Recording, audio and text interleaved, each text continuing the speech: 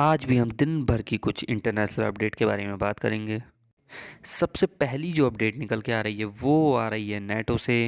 Will not back down but continue supporting Ukraine. तो ये किसने कहा? ये कहा है नेटो के चीफ ने।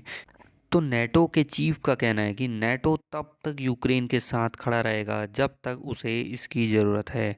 नेटो प्रमुख ने कहा, हम पीछे नहीं हटेंगे। तो जैसा आपको पता है, रशिया और यूक्रेन का जो वॉर चल रहा है उसमें जो है नेटो देश यूक्रेन के साथ खड़े हैं। NATO will continue to stand with Ukraine for as long as it takes, we will not back down, NATO chief said.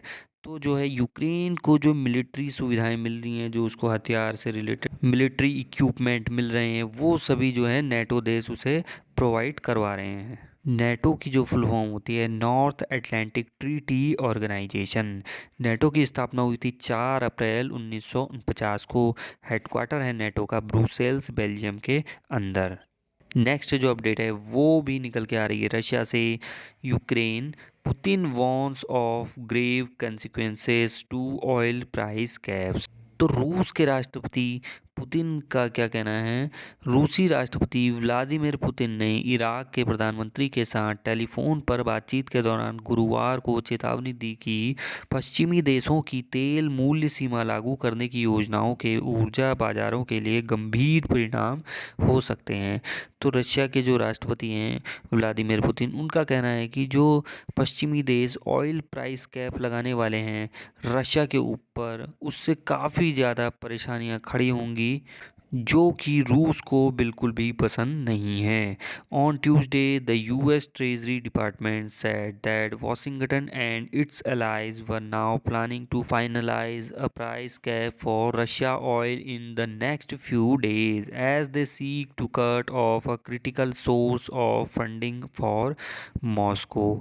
Russian President Vladimir Putin warned on Thursday that Western's plans to introduce oil price caps could have grave consequences for energy markets, speaking during a telephone conversation with Iraq Prime Minister.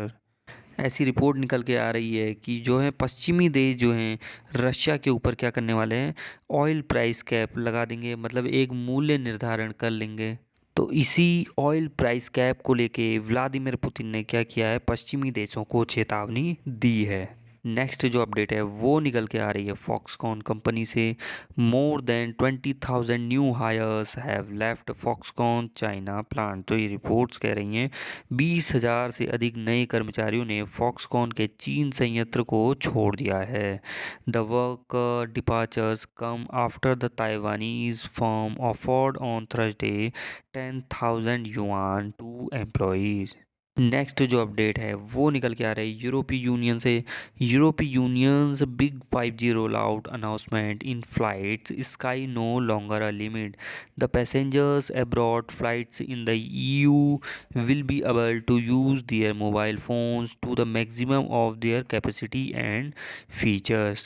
The European Union announced that airlines flying in and out of the EU member nations will be able to provide the latest 5G technology on their plans as well as previous mobile technology generations. This means that flyers can now make and receive phone calls, text messages, and use data just as they would on the ground, the European Commission said in a statement. यूरोपीय संघ ने घोषणा की कि यूरोपीय संघ के सदस्य देशों के अंदर और बाहर उड़ान भरने वाली एयरलाइंस अपने विमानों के साथ साथ पिछली मोबाइल प्रौद्योगिकी पीढ़ियों पर नवीनतम 5G तकनीक प्रदान करने में सक्षम होंगी।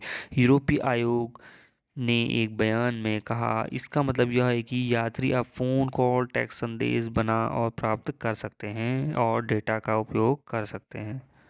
यूरोपीय यूनियन के अंदर 27 देश हैं और हेडक्वार्टर है EU का ब्रुसेल्स, बेल्जियम के अंदर।